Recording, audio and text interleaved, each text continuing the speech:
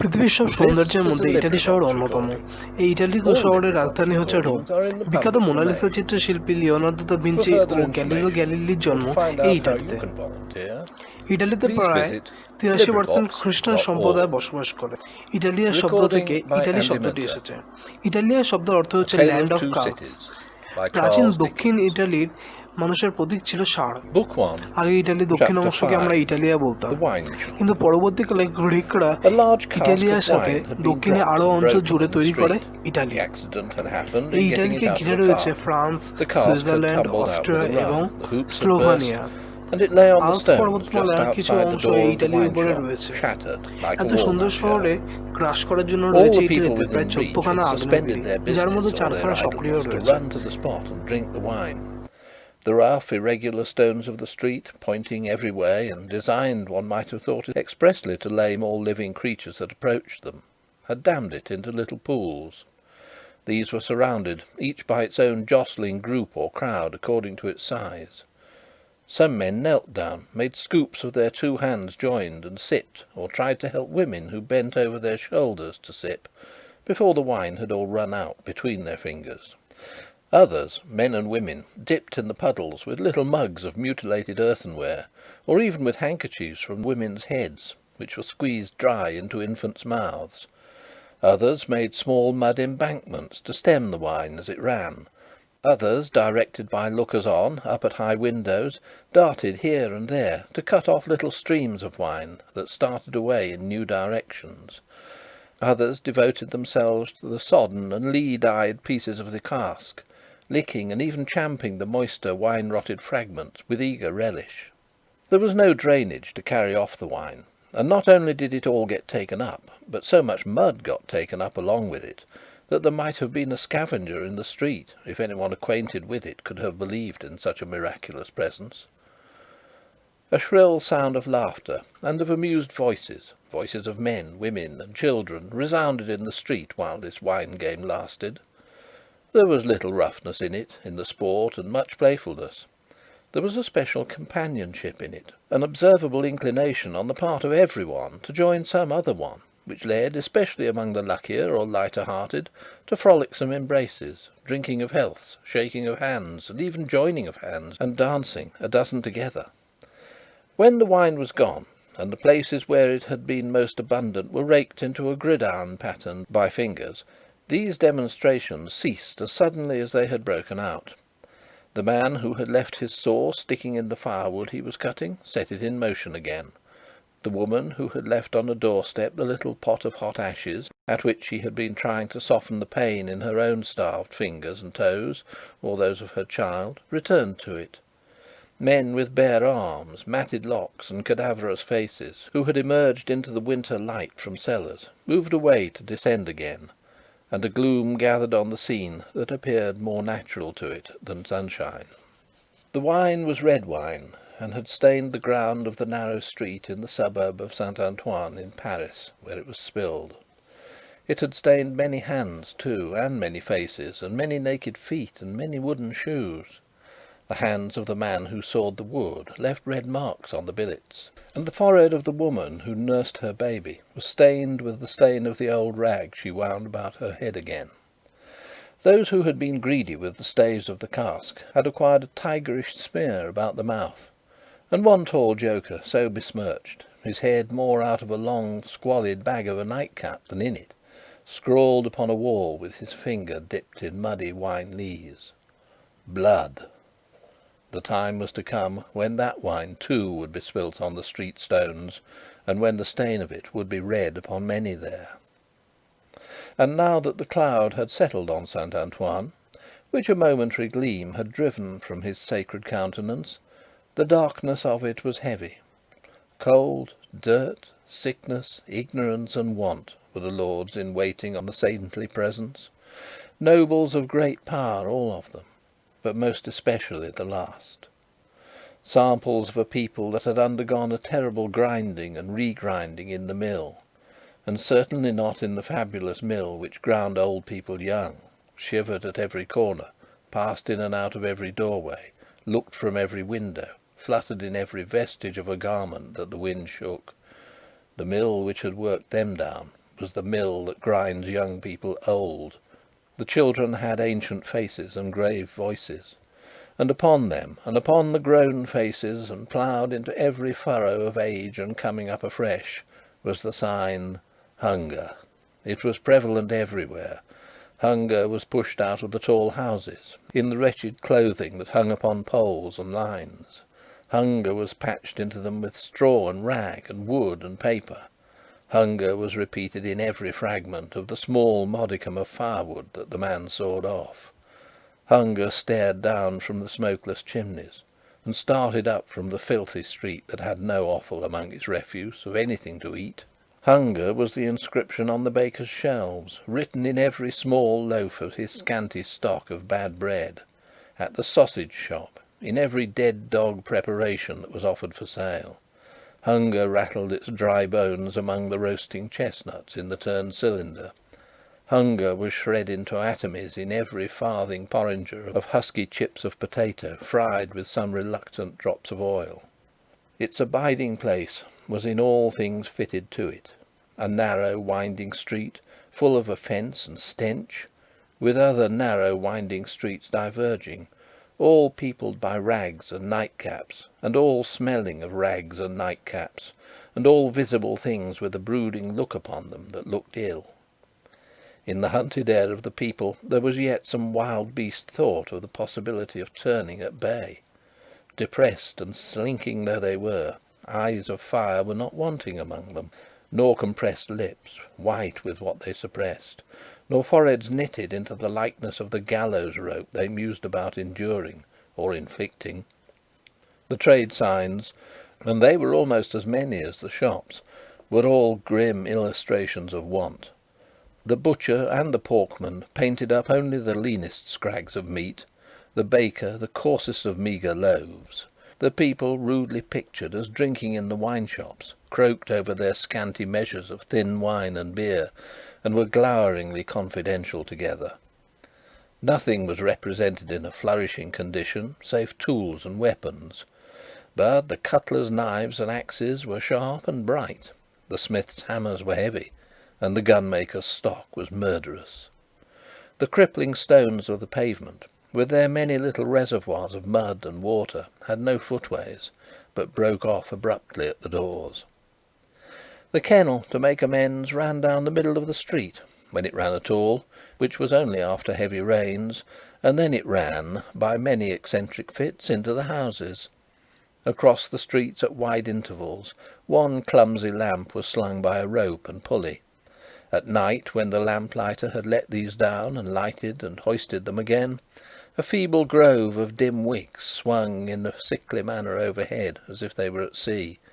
Indeed they were at sea, and the ship and the crew were in peril of tempest. For the time was to come when the gaunt scarecrows of that region should have watched the lamplighter in their idleness and hunger so long as to conceive the idea of improving on his method, and hauling up men by those ropes and pulleys to flare upon the darkness of their condition.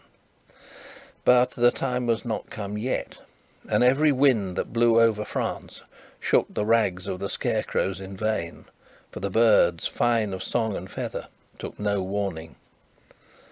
The wine shop was a corner shop, better than most others in its appearance and degree, and the master of the wine shop had stood outside it in a yellow waistcoat and green breeches, looking on at the struggle for the lost wine. "It's not my affair," said he, with a final shrug of the shoulders. "The people from the market did it. Let them bring another." There his eyes happened to catch the tall joker writing up his joke, so he called to him across the way: "Say then, my Gaspard, what do you do there?" The fellow pointed to his joke with immense significance, as is often the way with his tribe. It missed its mark, and completely failed, as is often the way with his tribe too.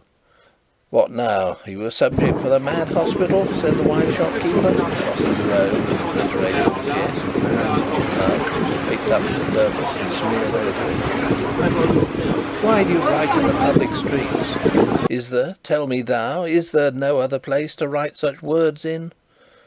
In his expostulation he dropped his cleaner hand, perhaps accidentally, perhaps not, upon the joker's heart. The joker rapped it with his own, took a nimble spring upward, and came down in a fantastic dancing attitude, with one of his stained shoes jerked off his foot into his hand and held out. A joker of an extremely, not to say wolfishly, practical character, he looked under those circumstances. "Put it on," said the other. "Call wine, wine, and finish there." With that advice he wiped his soiled hand upon the joker's dress, such as it was, quite deliberately, as having dirtied the hand on his account, and then recrossed the road and entered the wine shop. The wine shop keeper was a bull-necked, martial-looking man of 30, and he should have been of a hot temperament, for although it was a bitter day, he wore no coat, but carried one slung over his shoulder. His shirt sleeves were rolled up too, and his brown arms were bare to the elbows. Neither did he wear anything more on his head than his own crisply curling, short, dark hair. He was a dark man altogether, with good eyes and good bold breadth between them. Good-humoured looking on the whole, but implacable looking too. Evidently a man of strong resolution and a set purpose.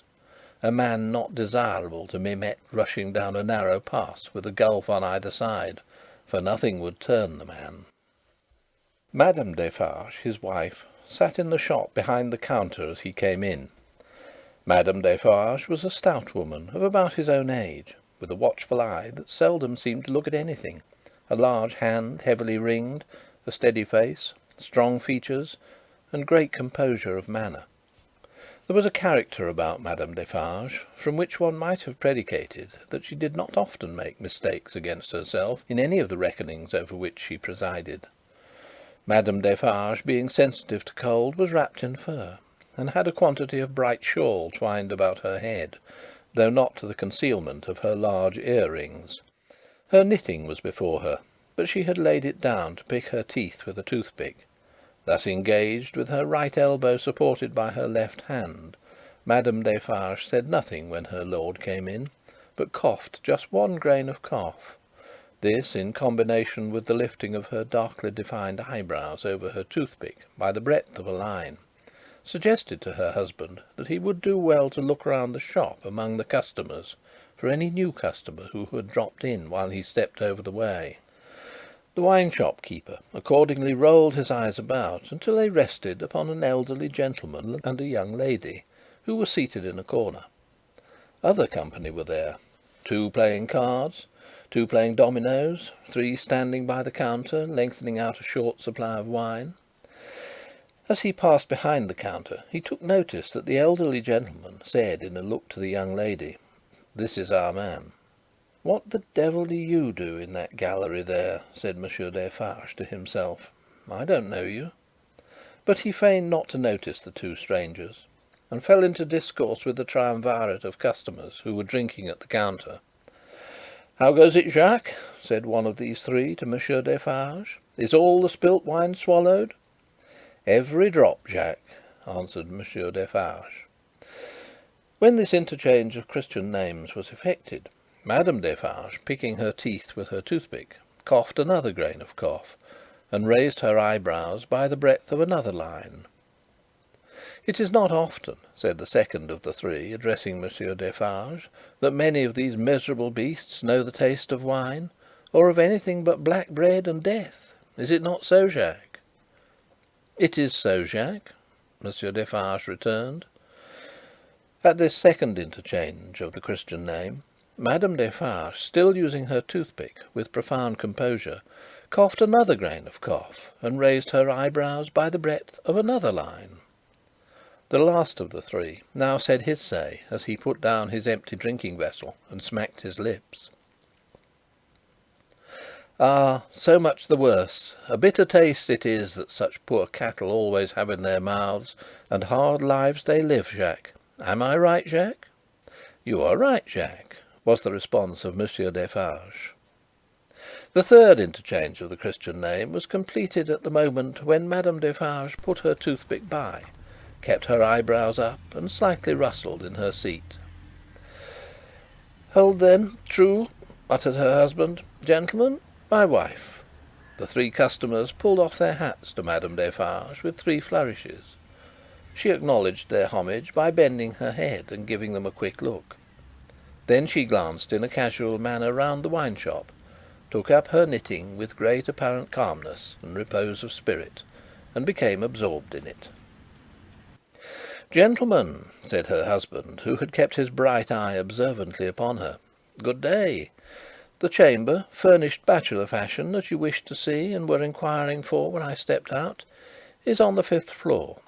The doorway of the staircase gives on to the little courtyard close to the left here," pointing with his hand, "near to the window of my establishment. But now that I remember, one of you has already been there and can show the way. Gentlemen, adieu." They paid for their wine and left the place. The eyes of Monsieur Defarge were studying his wife at her knitting, when the elderly gentleman advanced from his corner and begged the favour of a word.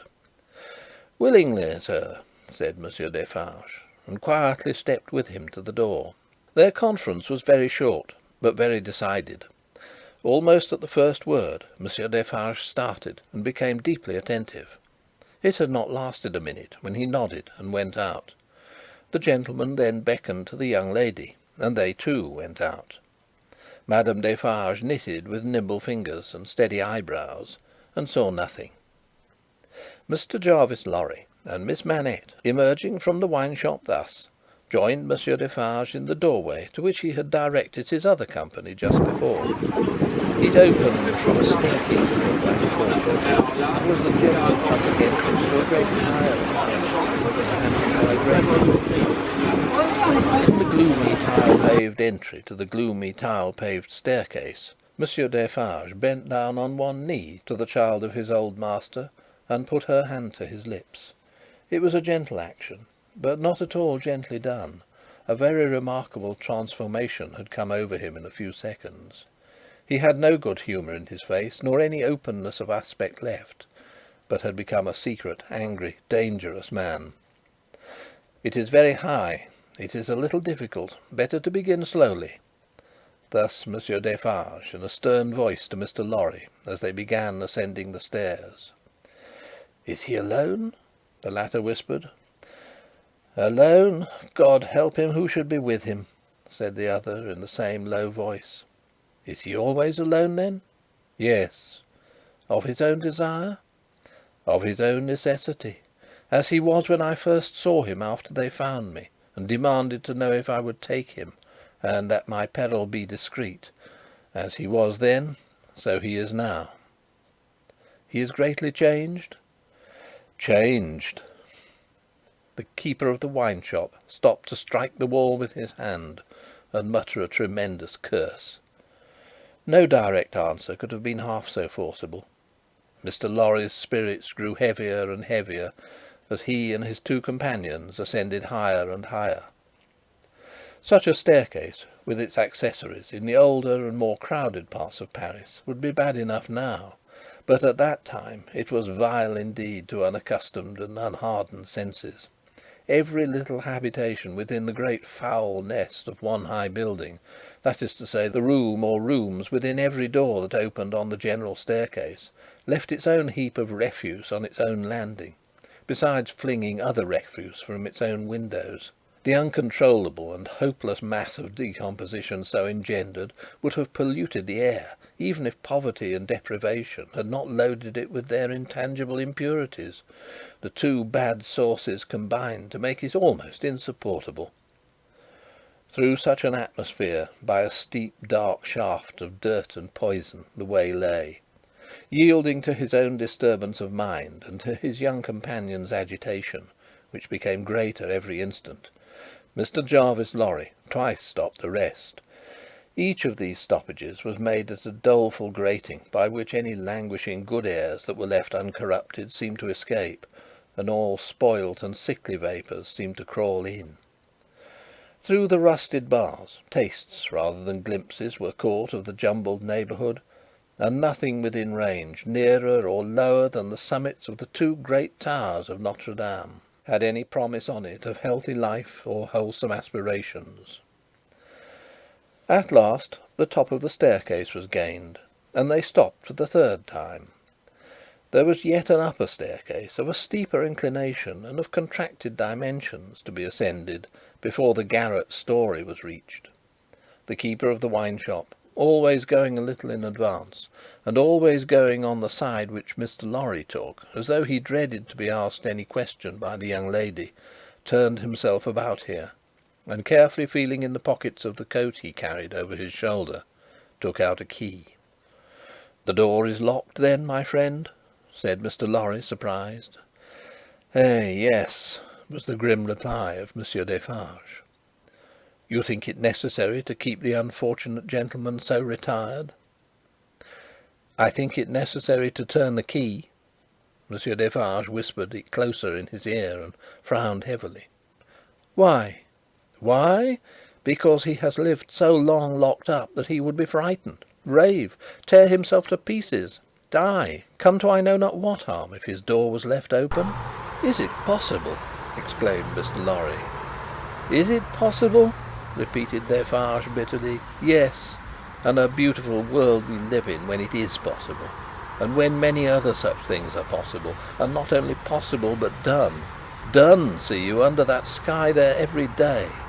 Long live the devil! Let us go on." This dialogue had been held in so very low a whisper that not a word of it had reached the young lady's ears. But by this time she trembled under such strong emotion, and her face expressed such deep anxiety, and above all such dread and terror, that Mr. Lorry felt it incumbent on him to speak a word or two of reassurance. "Courage, dear miss, courage! Business! The worst will be over in a moment. It is but passing the room door, and the worst is over. Then all the good you bring to him, all the relief, all the happiness you bring to him, begin.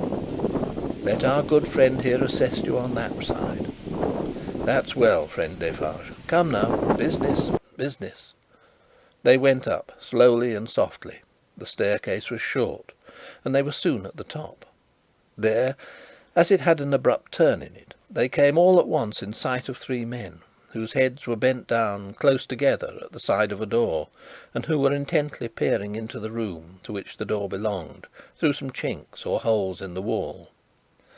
On hearing footsteps close at hand, these three turned and rose, and showed themselves to be the three of one name who had been drinking in the wine shop.